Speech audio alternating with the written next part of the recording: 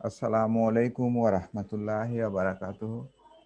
সম্মানিত সকল উপস্থিত দর্শক শ্রোতাবৃন্দ, যারা হোমিওপ্যাথিক ফান্ডামেন্টাল কোর্সের সাথে জড়িত আছেন তাদের সকলকে ধন্যবাদ। যারা পরবর্তীতে এই কোর্স দেখবেন তাদেরকেও আমার আন্তরিক মোবারকবাদ থাকলো। আমরা আগের ঘোষণা অনুযায়ী, পূর্বের ঘোষণা অনুযায়ী আমরা মূলত আজকে যে আলোচনাটা করতে যাচ্ছি সে আলোচনার বিষয়টা আপনাদেরকে পূর্বেই জানানো হয়েছে। আলোচ্য বিষয় জীবনী শক্তির উপরে আমি আলোচনা করব। এই বিষয়টা দিয়ে পুরো ক্লাসটা করতে চাই, তার ভিতরে যদি অন্য কথা আসে তাহলে সেখানে আমি আলোচনা করব। আমার ইচ্ছে হলো যে বিষয়টা আমি আলোচনা করব সে বিষয়টার মধ্যে যেন কারো কোনো সমস্যা না থাকে, প্রশ্ন না থাকে। যদি আপনাদের কারো কোনো প্রশ্ন থাকে তাহলে আপনারা প্রশ্ন করবেন, যদি লিখতে পারেন এখানে লিখে দেবেন চ্যাটের মধ্যে। আর যদি পরবর্তীতে আপনাদেরকে সুযোগ দেওয়া হবে এই বিষয়টা যাতে ক্লিয়ার হয় সেটা বুঝা। মূল আলোচ্য বিষয় জীবনী শক্তি। আজকের আলোচনা থেকে আমরা জানতে পারবো, তিনটি কথা জানতে পারব। প্রথম, জীবনী শক্তি, জীবনী শক্তির ভূমিকা অনিবার্য। জীবন আছে, জীবন যদি থাকে তাহলে জীবনী শক্তির ভূমিকাও থাকবে। এই কথাটা আমরা জানতে পারবো আলোচনার ভিতর থেকে। এখানেই চলে আসবে ধাতু প্রকৃতির ব্যাপারে, কনস্টিটিউশনের ব্যাপারে অনেক কথা চলে আসবে। তবে পরবর্তী আলোচনায়, আজকের আলোচনায় ধাতু প্রকৃতি সম্পর্কে কোনো কথা আসবে না, কিছু কথা টাচ আসতে পারে। পরবর্তী ক্লাসটা আমার এই ধাতু প্রকৃতির উপরে হবে একটা ধারাবাহিক কথা অনুযায়ী। দ্বিতীয় নম্বরে যা জানতে পারবো তা হলো রুগ্নতা ও আরোগ্য, জীবন আরোগ্যের ব্যাপারে, রুগ্নতার ব্যাপারে এবং আরোগ্যের ব্যাপারে জীবনী শক্তির ভূমিকা কি। এটা ভূমিকা অপরিসীম। রোগ সৃষ্টি করার ক্ষেত্রেও জীবনী শক্তি প্রয়োজনীয়তা আছে, আর আরোগ্যের ক্ষেত্রেও জীবনী শক্তির ভূমিকা আছে। আর তৃতীয় নম্বর যে কথাটি জানতে পারবো তা হলো অতীন্দ্রিয় উচ্চ শক্তিকৃত তেজস ভেষজ শক্তি, ঔষধ শক্তি, ভেষজ শক্তি ছাড়া জীবনী শক্তির বিশৃঙ্খলা দূরীভূত হয় না। এইটা সাধারণত দেখা যায় যে এটা হয় না বা হতে পারে না, এই কথাটা আমরা জানতে পারব। এই তিনটি বিষয়, মৌলিক বিষয়টা আমরা জেনে যাব। আসেন আমরা পরবর্তী আলোচনায় যে কথাটা বলতে চাই, জীবন্ত মানুষ নিয়ে আমরা কথা বলি। আমাদের কথাটা হলো জীবন্ত মানুষ নিয়ে আমরা কথা বলতে চাই। এখন একজন মানুষ সম্পর্কে এখানে যারা উপস্থিত আছেন বা যারা শুনতেছেন তাদের সকলেই ধারণা আছে, মানুষ হতে হলে তার মৌলিক দুটি দিক, উপরের দিকে দেখেন, আত্মার দেহ ছাড়া মানুষ হয় না।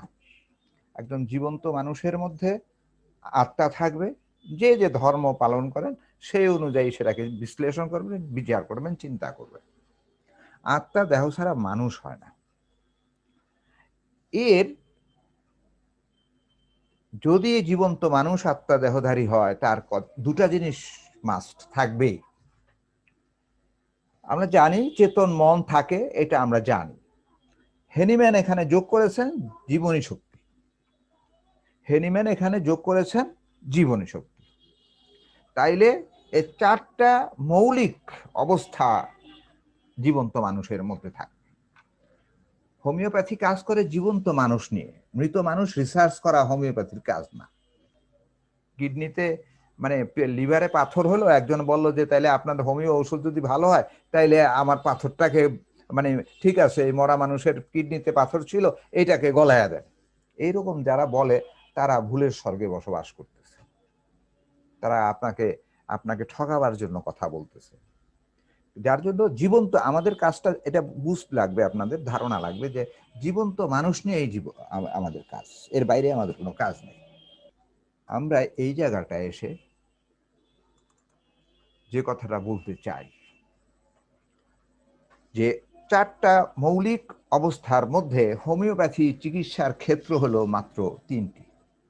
এই 3টি বিষয় সম্পর্কে আপনার সুস্পষ্ট ধারণা একান্তভাবেই থাকতে হবে। 3টি বিষয় সম্পর্কে যদি আপনার সুস্পষ্ট ধারণা না থাকে, তাহলে দেখা যাবে যে আমরা বিভিন্ন সময় বিশৃঙ্খল হচ্ছি, আমাদের চিন্তা চেতনায় হোমিওপ্যাথির সুস্থতা আমরা চিকিৎসা করতে পারছি না। প্রধান বিষয়ে দেখেন, দেহ থাকলে মন থাকবে, আত্মা যেহেতু আছে, আর জীবনী শক্তিও থাকতে হবে। আর জীবনী শক্তি দেখেন, কালারটা রেড। জীবনী শক্তির ধারণা বাদ দিলে হোমিওপ্যাথি থাকে না। জীবনী শক্তির ধারণা যদি ধ্বংস করে দেওয়া যায় যে জীবনী শক্তি লাগবে না, তাইলে কিন্তু হোমিওপ্যাথির ধারণাটা আর থাকে না। হোমিওপ্যাথি তাইলে আর কাজ করতে পারে না। জীবনী শক্তি এমনটা ভিত্তিভূমি।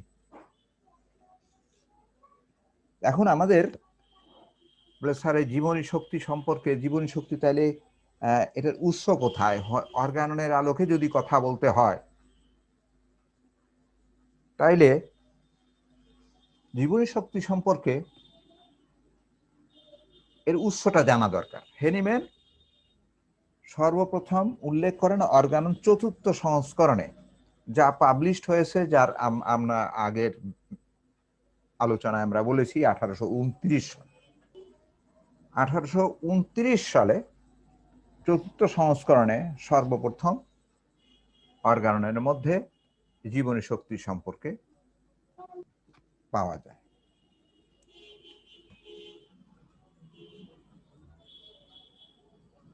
কারো আনমিউট করা আছে, আপনি ওই একটু ঠিক করে নেন, কারণ সাউন্ড হচ্ছে, কারো মোবাইল থেকে সাউন্ড হচ্ছে, আপনি মিউট করে নেন। পঞ্চম সংস্করণে বিস্তারিত আলোচনা করা হয়েছে এই বিষয়টাকে, জীবনী শক্তি সম্পর্কে বিস্তারিত আলোচনা করা হয়েছে। তাহলে খুব সংক্ষেপে যদি আমরা আলোচনা করি বিষয়টাকে, একেবারে বিষয়টা দর্শনের বিষয়।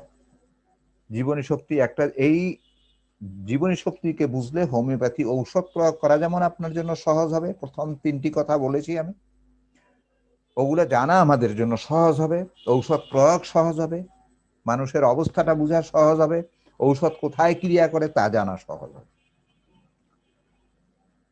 হ্যানিম্যানের ভাষায় জীবনী শক্তিটা কি? অতীন্দ্রিয় সূক্ষ্ম শক্তি বিশেষ, স্পিরিচুয়াল। আত্মা নয়, আত্মা সদৃশ, আত্মা ভিন্ন জিনিস। ধর্মের সাথে এটা সম্পর্ক যদি থাকবে, এটা নিয়ে আমরা কথা বলবো, কিন্তু এটা অতীন্দ্রিয়, তেমনই সূক্ষ্ম বিষয় যা ইন্দ্রিয় দ্বারা স্পর্শ করা যায় না, ধরা যায় না, ছোঁয়া যায় না, বোঝা যায় না, অনুভব করা যায় না। এত সূক্ষ্ম একটা শক্তি বিশেষ, যেটাকে ভাইটাল ফোর্স হিসাবে আমরা জানি।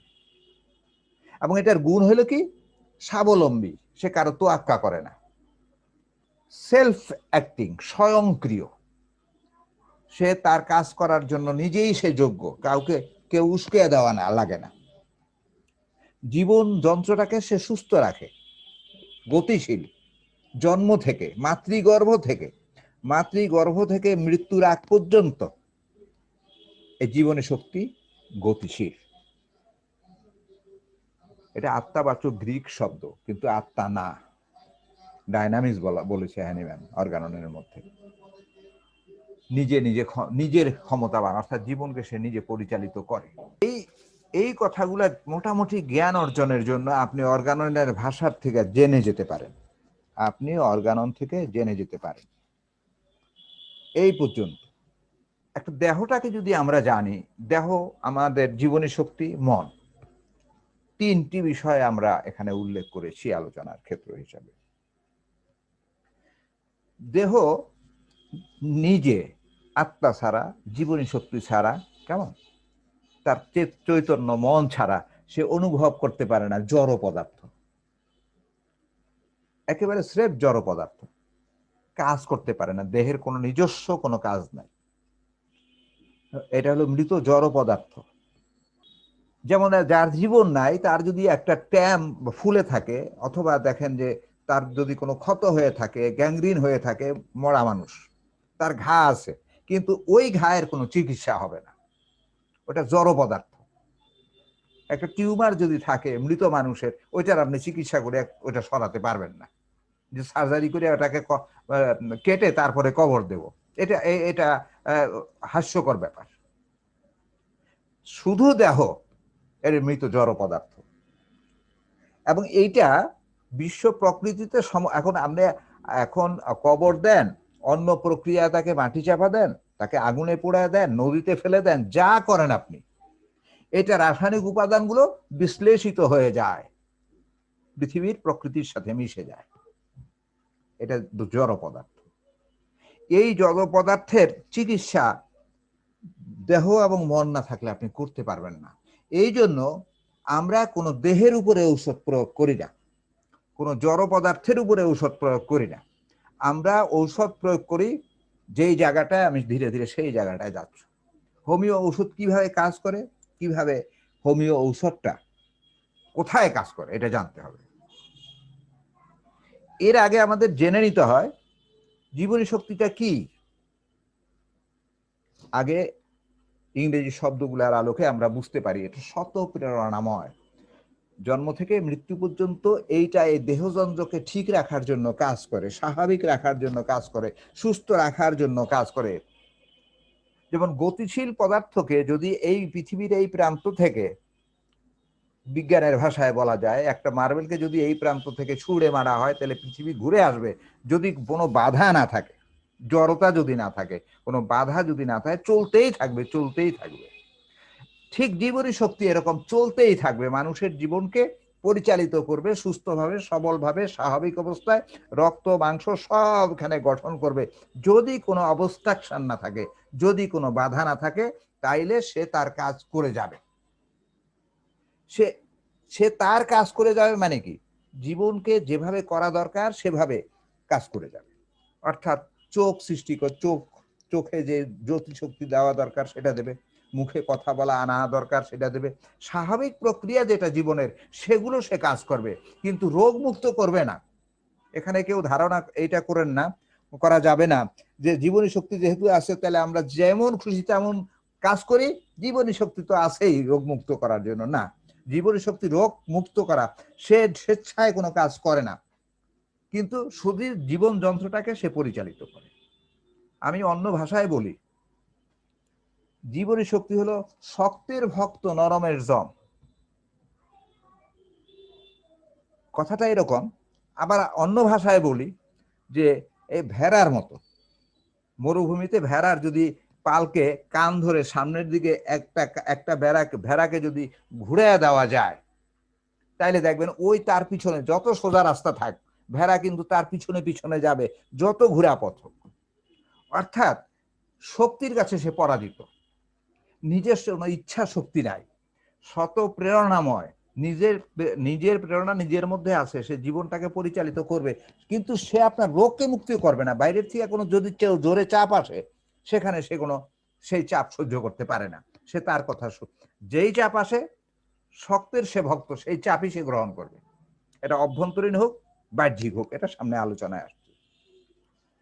আপনি যুক্তি তর্ক বিচার দিয়া, বুদ্ধি দিয়া, বিচার বুদ্ধি দিয়া চলে না, তার নিজস্ব কোনো বিচার ক্ষমতা নাই, বুদ্ধি ক্ষমতা নাই। জীবন আছে তো জীবনী শক্তি আছে, জীবন নাই, জীবনী শক্তি নাই। জৈব ধর্মের জীবন পরিচালনার জৈব যে ধর্ম, এটা সে অধীন। এর অর্থ ধাতু প্রকৃতির অধীন, আমাদের গঠন প্রকৃতির অধীন। এখানে আমি জীবনী শক্তির চারিত্রিক বৈশিষ্ট্যটা নিয়ে কিছু আলোচনা, আর চরিত্রটা কেমন, এর চরিত্র যদি বুঝতে পারি, তাহলে ঔষধের চরিত্র বুঝতে আপনার সহায়ক হবে, যার জন্য এই আলোচনাগুলো একান্তই দরকার।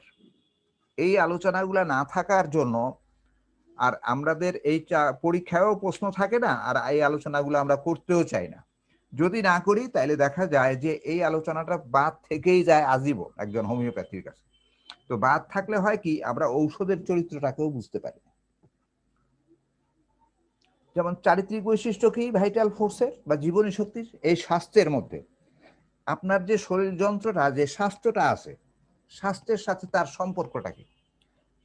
সতেস্থ বাংলা ভাষায় এর নাম স্বাস্থ্য। যেখানে যেভাবে থাকা দরকার সেভাবে সেই অবস্থায় থাকা, এইটা হলো স্বাস্থ্য। চোখ দেখার কাজ করবে স্বাভাবিকভাবে, আলো পড়লে সেখানে দেখবে, আলো অন্ধকারে সে দেখবে না, এইটা এই স্বাস্থ্য। কিন্তু যদি দেখা যায় যে অন্ধকারে দেখে আলোতে দেখে না, তাহলে এটা রোগ। স্বস্থানে যদি জীবন না থাকে তাইলে এটাকে স্বাস্থ্য বলা না। অর্থাৎ যা জোর করে পাওয়া যায়, অর্থাৎ যা সৃষ্টি মানে বাইরের থেকে চাপ সৃষ্টি করে, সেটা হলো রোগ।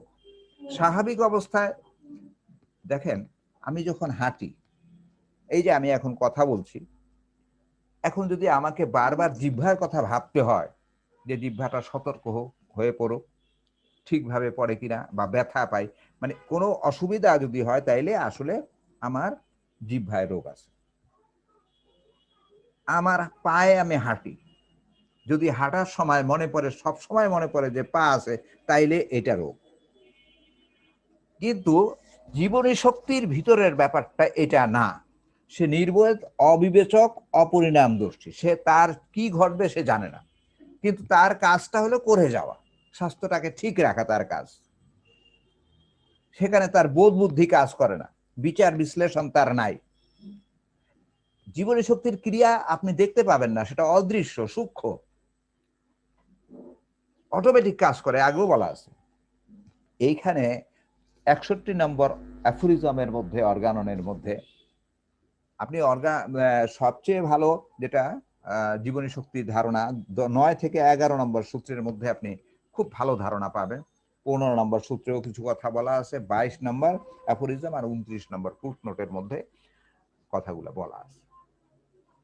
এখানে 61 নম্বর অধ্যায়ের একটা মুখ্য ক্রিয়া আর গৌণ ক্রিয়া, এটা ঔষধ প্রয়োগের ব্যাপারে এটা খুব একটা গুরুত্বপূর্ণ। হোমিওপ্যাথির মধ্যে মুখ্য ক্রিয়া গৌণ ক্রিয়া সম্পর্কে ধারণাটা, একটা সুস্পষ্ট ধারণা থাকা দরকার যে মুখ্য ক্রিয়া কি, গৌণ ক্রিয়া কি।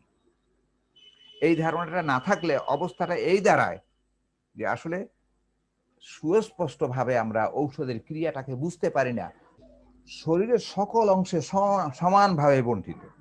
এখন কোনো অংশে শরীরের কম, যেমন চোখে জীবনী শক্তি কাজ করে না, ওই পেটে কাজ করে না, হাতে বেশি কাজ করে, এরকম না। জীবনের সকল অংশে সমানভাবে কাজ করে, সমানভাবে বিভক্ত। আরেকটা কাজ আছে যেটা মহান আল্লাহর, এটা হ্যানিম্যান বলেছেন একটা জায়গায়, যে মহান আল্লাহর, মহান স্রষ্টার এটা একটা দান। কি?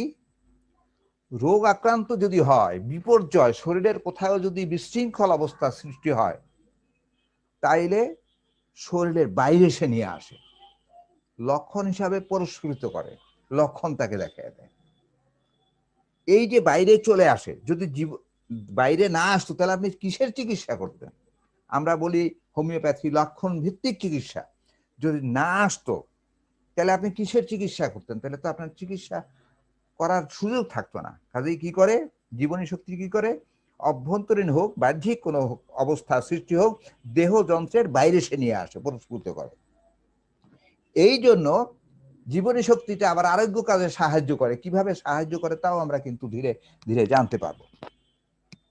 এইটা হলো গিয়া স্বাস্থ্য ক্ষেত্রে।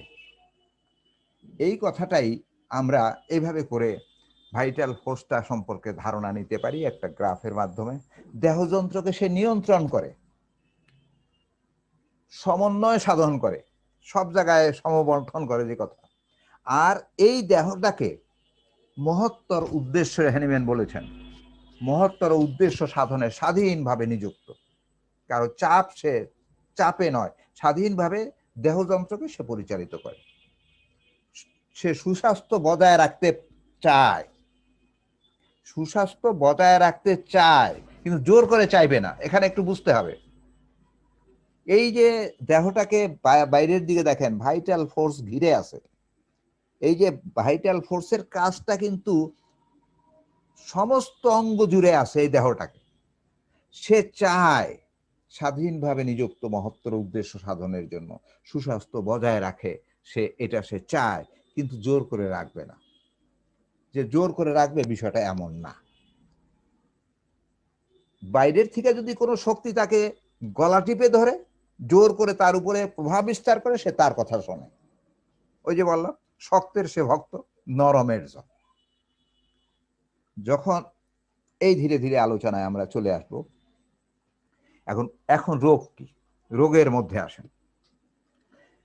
জীবনী শক্তি যদি কোনো কারণে আক্রান্ত হয়, দেখেন এই যে মানুষটা মাঝখানের যে আপনি ছবিটা দেখতেছেন, তাকে যদি অভ্যন্তরীণ ভাবে হোক বা বাহ্যিক ভাবে হোক যদি আক্রমণ করে, এই যে দেখেন চারিদিকে এই উঁচা খাদা হয়ে কোনো টিউমার হয়, পেট খারাপ হয়, যে কোনো ভাবেই আক্রমণ যদি করে, জীবনী শক্তির উপরে আক্রমণ আসে, তাইলে জীবনী শক্তি অসুস্থ হয়। জীবনী শক্তি আক্রান্ত অবস্থাটা চারিদিকে সে বিশৃঙ্খল হয়ে যায়, এলোমেলো ঘুরতে থাকে চারিদিকে, অসুস্থ জীবনী শক্তি রোগ। তাইলে কোনো কারণে জীবনী শক্তি যদি অসুস্থ হয়ে যায়, বিশৃঙ্খল হয়ে যায়, ডিসহারমোনি দেখা যায়, অর্থাৎ বিশৃঙ্খল অবস্থাটা যদি শো করে, তাইলে এইটা হলো রোগ। এই জিনিসটাই বুঝতে হবে, জীবনী শক্তির বিশৃঙ্খল অবস্থাটা রোগ, আর কিছু না। জীবনী শক্তি স্বাভাবিক গতিতে চলতেছে, একটা মানুষ সুন্দর পথে চলতেছে, তাকে ডিস্টার্ব করা, তার কাজটা ফাংশনটাকে ঠিকভাবে হতে না দেওয়া, এইটাই রোগ। এটা দুটা কারণে হতে পারে। এর সামনে আমি আলোচনায় আসতেছি, দুটা কারণ হতে পারে। একটা হলো অভ্যন্তরীণ কারণ হতে পারে, আরেকটা হলো বাহ্যিক কারণ। দেখেন এই যে কালো যে চিত্রটা দেখছেন, এইটা রুগ্ন অবস্থা, ভাইটাল ফোর্স উইথ ডিজিজ। কালো অংশটাকে দিকে তাকান, ভাইটাল ফোর্স যদি আক্রান্ত হয়, যদি বিশৃঙ্খল হয়, এই যে চিহ্নটা দেখতেছেন এখানে আঁকা বাঁকা হয়ে আছে, এই আঁকা বাঁকা হওয়াটা, এই আঁকা বাঁকা হওয়া রোগ, এই জিনিসটা মূলত মায়াজামের কারণে হয়। অভ্যন্তরীণ যদি কোনো কারণ ঘটে, সেটা মায়াজামিক কারণে হয়। মায়াজাম আমরা ক্লাস করব, তখন আলোচনাটা হবে।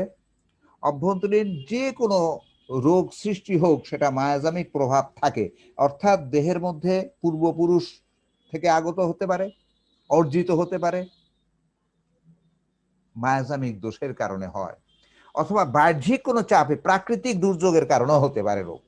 এই দুটা কারণে হয়। যখনই রোগটা হলো, তখন সে কি করে, এই জীবনী শক্তিকে গিয়ে আক্রমণ করে, জীবনী শক্তিকে আক্রমণ করে। যখনই রোগ হয়ে গেল, তখনই দেখেন ভাইটাল ফোর্সটা এই জীবনী শক্তি দ্বারা আক্রান্ত হয়ে সে শক্তিশালী হয়ে গেল, জীবনী শক্তি রোগ আক্রান্ত হয়ে গেল। এই লাল রেখা দেখেন ঘুরে একেবারে চলে আসছে জীবনী শক্তি। পরবর্তীতে এই জীবনী শক্তিটাকে আরো সে বৃদ্ধি করে দিল, একটু মোটা হয়ে গেল, অর্থাৎ জীবনী শক্তি এখন আপনার দেহযন্ত্রের উপরে জীবনী শক্তি প্রভাব বিস্তার করতেছে, অর্থাৎ রোগাক্রান্ত জীবনী শক্তি। এখন এই রোগাক্রান্ত জীবনী শক্তি যদি হয়, স্বাস্থ্য যদি এরকম বিকৃত অবস্থা হয়, তাহলে রোগ হয়, ডিজিজ হয়। এটাকে যদি আরোগ্য করতে হয়, এটাকে আরোগ্য, এখানে একটু বোঝার জিনিস আছে।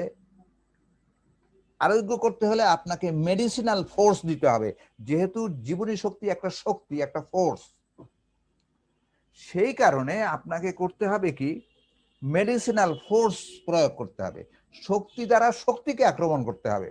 সেটা যদি স্থূল কোনো বস্তু হয়, কোনো স্থূল মাত্রা হয়, তাইলে সেটা কাজ করবে না। সেটা অন্য একটা আলোচনা আছে, 275 নম্বর অ্যাফোরিজমের একটা আলোচনা আছে, আজকে আমি দিয়ে দিছি। 50 সহস্রতম খোরামের আলোচনাটা যদি আপনি শোনেন, আরো ক্লিয়ার হবে। তাহলে মেডিসিনটা যখন, যদি ভাইটাল ফোর্স শক্তিশালী হয়, এটি লাল রেখাটার দিকে তাকান, সবুজ যেখানে আছে মোটা হয়ে ভাইটাল ফোর্সটা রুগ্ন অবস্থাটা চলে গেল। এই যদি রুগ্ন অবস্থাটা যায়, সেখানে মেডিসিনের যদি স্থূল কোনো বস্তু হয়, তাহলে এরকম চিকন হয়ে যাবে, হতে হবে তার চেয়ে শক্তিশালী। ভাইটাল ফোর্সের সমান হতে হবে বা তার চেয়ে শক্তিশালী হতে হবে। এইটা অন্যত্র একটা ক্লাসে আলোচনা হয়েছে, বিগত ক্লাসে, যে কি করে মেডিসিন কাজ করে, বা ভিন্ন আলোচনা সামনে হবে। মেডিসিন যখন গিয়ে তার চেয়ে ভাইটাল ফোর্সের চেয়ে যদি উচ্চ হয় তাইলে আরোগ্য হবে, আর ভাইটাল ফোর্সের চেয়ে যদি নিম্ন হয় আরোগ্য হবে না। তাহলে ভাইটাল ফোর্সের চেয়ে যদি মেডিসিনাল ফোর্স, সেই মেডিসিনটা কেমন হবে দেখেন, ডান দিকে প্লাস একটা চিহ্নের মধ্যে মেডিসিন দেওয়া আছে। এখন কি রকম মেডিসিনটা দিতে হবে তার চিহ্নটা দেখেন, এক সময়ে একটি মাত্র অবিমিশ্র ঔষধ দিতে হবে। 273 নম্বর সূত্রের মধ্যে কথা আছে, এক সময়ে একটি মাত্র অবিমিশ্র ঔষধ দিতে হবে, এবং সেটা শক্তিকৃত, ডায়নামাইজেশন করা লাগবে। ডান দিকে দেখেন, ডায়নামাইজেশন করা লাগবে, শক্তিকরণ করা লাগবে। তাহলে মেডিসিনাল ড্রাগটা হবে ডায়নামাইজেশন কৃত, এমডিতে আমি ডায়নামাইজেশন কৃত, শক্তিকৃত লাগবে, এবং মাত্রাটা হবে ক্ষুদ্র। যদি না হয় তাইলে সে জীবনী শক্তির উপরে উঠতে পারবে না, নিচে পড়ে থাকবে। দেখেন লাল রেখাটা নিচে পড়ে আছে, উঠতে পারতেছে না। যদি এইরকম মেডিসিন প্রয়োগ করা হয় তাহলে সে উপরে উঠে যাবে, ভাইটাল ফোর্সের চেয়ে উচ্চ উঠে সে ভাইটাল ফোর্স শক্তি সঞ্চয় করবে। ভাইটাল ফোর্স তখন মেডিসিনের কথা শুনবে, শোনার পরে ডান দিকের যে সবুজ দেখেন, সে ভাইটাল ফোর্স শক্তি সঞ্চয় করবে, তখন হবে স্বাস্থ্য, তখন স্বাস্থ্যটা ফিরে পাবেন আপনি। এইভাবে করে মেডিসিন প্রয়োগ করলে হোমিওপ্যাথিতে ভাইটাল ফোর্স এভাবে করে কাজ করে। এখন আসেন জীবনী শক্তির দাবিটা কি? জীবনী শক্তির দাবিটা কি, কি চায় জীবনী শক্তি আমাদের কাছে, কি চায়? জীবনী শক্তি নিজে প্রণোদিত, নিজে চলে, শরীরটাকে ঠিক রাখে, তার চাওয়াটা কি? সুস্থতার জন্য তার চাওয়া কি? কথাটা এভাবে বললে ভালো হয়। সুস্থতার জন্য রোগ শক্তি ও ঔষধ শক্তির সমন্বয় সাধন করা, এটা হলো জীবনী শক্তির মূল বিষয়টা। জীবনী শক্তি জানার আমাদের আগ্রহ, এবং আমরা এটা জানবো এই জন্য যে সুস্থ হতে হবে, রোগ মুক্ত করতে হবে রোগীকে। সেই জন্য কি করতে হবে? রোগ শক্তি সম্পর্কে ভালো ধারণা নিতে হবে, বুঝতে হবে রোগ শক্তি কি, এটা বুঝতে হবে। আর ঔষধ শক্তি কিভাবে প্রয়োগ করতে হবে এটা জানতে হবে। এই দুইটার সমন্বয় সাধন করতে হবে, দুটা মিলে এটা 63 নাম্বার সূত্রে যদি মুখ্য ক্রিয়া গৌণ ক্রিয়া ভালো করে আপনি বুঝেন, তাইলে এই কথাটা বুঝতে খুব সহজ হবে, তখন আপনার আরোগ্য হবে, নাইলে আরোগ্য হবে না, নাইলে চাপা পড়বে রোগ। উচ্চ শক্তিকৃত ভেষজের মধ্যে, উচ্চ শক্তিকৃত ভেষজের মধ্যে অদৃশ্যভাবে নিহিত যে ভেষজ পদার্থের আছে সেটাকে অনাবৃত করতে হবে, ডায়নামাইজেশন করতে হবে, শক্তিকরণ করতে হবে, তাইলে ওটার থেকে শক্তি বের হবে। অতীন্দ্রিয়ভাবে ক্রিয়া প্রকাশ করে, তখন অতীন্দ্রিয়ভাবে ক্রিয়া প্রকাশ করবে। এই যদি এইভাবে করে অদৃশ্য অতীন্দ্রিয়ভাবে ক্রিয়া প্রকাশ করে, তাইলে রোগ মুক্ত হবে। এই রোগ মুক্ত হওয়াটাই জীবনী শক্তির দাবি। সে চায় শক্তিকৃত ঔষধ হোক, সুস্থতা আসুক মানুষের, রোগ শক্তি ভালো করে, রোগ শক্তি এবং ঔষধ শক্তি সমন্বয় সাধিত হোক। এই দুইটা কথা মাত্র জীবনী শক্তির দাবি। এই জন্য আমরা এই যে আলোচনাটা করলাম, এই আলোচনার বিষয়বস্তু থেকে, এতক্ষণ যে আলোচনা হলো, এই আলোচনা থেকে, আলোচ্য বিষয় থেকে আমরা কি জানতে পারলাম? জীবনে, বাস্তব জীবনে জীবনী শক্তির ভূমিকা আছে। কিভাবে আছে? আপনার ধাতু প্রকৃতি যেভাবে জন্ম থেকে মৃত্যু পর্যন্ত কাজে লাগে, আপনার প্রকৃতিগতভাবে যেভাবে শরীরটা আসছে তার উপরে কাজে লাগে। এই ধাতু প্রকৃতির আলোচনা তাইলে অনিবার্য, আমাদের করতে হবে, আমরা আগামী ক্লাসে করব। জীবনে জীবনী শক্তির ভূমিকা অনিবার্য, শুধু এতটুকুই বুঝলাম, কিন্তু ধাতু প্রকৃতির উপরে এটার কিভাবে প্রভাব বিস্তার করে এই আলোচনাটা হবে। দ্বিতীয় নাম্বার যেটা বুঝতে পারলাম, প্রথম কথাটাই, রুগ্নতা আরোগ্যে জীবনী শক্তির ভূমিকা অপরিসীম। রুগ্নতার জন্য জীবনী শক্তি জানতে হবে, আরোগ্য জন্য জীবনী শক্তিকে জানতে হবে। আর শক্তিকৃত ঔষধ ভেষজ ছাড়া জীবন শক্তির বিশৃঙ্খলা দূরীভূত হতে পারে না। এই বিষয়টা আমরা অবশ্যই এখান থেকে আজকের আলোচনা থেকে আমরা জেনে গেলাম বা জানতে পারলাম। তাইলে দেখেন, আমরা এই জিনিসটা জানার পরে আমরা জীবনী শক্তি সম্পর্কে কিছু পড়ালেখা করতে হবে। যে সূত্রগুলা আপনাদের সামনে পেশ করা 9 থেকে 11 পর্যন্ত, তারপর 15, 22, 29, এই যে সূত্রটা বলা আছে জীবনী শক্তি সম্পর্কে সুস্পষ্ট ধারণা যদি আমি নেই, তখনই আমি ম্যাট্রিয়া মেডিকার ঔষধগুলার অবস্থাটা আমরা বুঝতে পারবো যে কোনটা আক্রান্ত। কারণ এটা যেহেতু শরীরে প্রুভিং করা হয়েছে, মেডিসিনটা জীবনী শক্তির উপরে এইটার প্রভাব বিস্তার করেছে, সেই প্রভাবে যে বিশৃঙ্খলা সৃষ্টি হয়েছে তার লক্ষণ সমষ্টি যা, তাই তো ম্যাট্রিয়া মেডিকা। সেই ম্যাট্রিয়া মেডিকা যখন আমরা জানবো, জীবনী শক্তির বিশৃঙ্খলাটাকেই জানবো। এরকম বিশৃঙ্খল কোনো জীবনী শক্তি যদি পাই, তাইলে ম্যাট্রিয়া মেডিকার সেই ওষুধটাই আমরা প্রয়োগ করব, সেই বিশৃঙ্খলাটা দূর হবে। কিন্তু শর্ত একটা, শক্তিকৃত হতে হবে। তাইলে আমরা শক্তিকৃত ঔষধ দ্বারা ইনশাআল্লাহ আরোগ্য সাধন করতে সক্ষম হব। ধন্যবাদ আপনাদের সবাইকে।